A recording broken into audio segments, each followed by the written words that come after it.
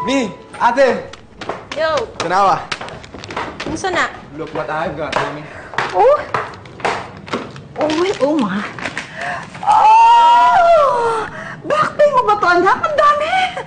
Hindi po. May nagbigay lang sa akin ng pera. Don't tell me nagbenta ka ng... Sul, huwag mo gagawin yun. Bata ka pa! Kasi kung matanda na, pwede na, okay na. Naku, huwag kang OA, Piper. Hindi po, Mi. Ate, hindi. Si Ate Rita po nagbigay sa akin ng pera. What? Kung mag-sorry lang ka sa kanya, I'm sure she will forgive you. For now, the least you can do is thank her. No? I will never do that. Dahil ang perang ito, dapat sa akin to eh. Sa akin tong pera na ito! At saka besides, hindi niya na tayo mapapatawad ngayon. Mi, nagbago na si Ate Rita. Don't underestimate her love for us. And she said she will lend us money kung humihingi tayo. Bakit tayo magtsatsaga sa barya-baryang ganito? If we can have the whole empire, the empire of the Villion estate. Right? Hmm?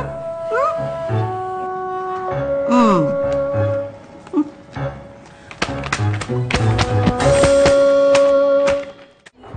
Mi, Wala. alis muna ako Oh, saan ka pupunta, anak? Bisitahan ko lang yung kaibigan ko.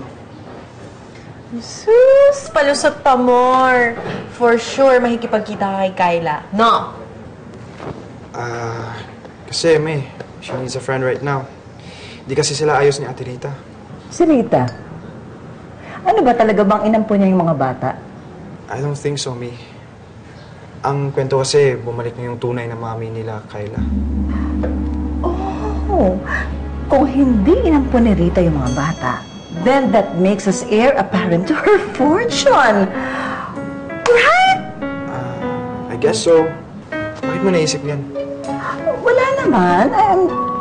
I'm just checking. Si May, Okay. ayos mo. Ate.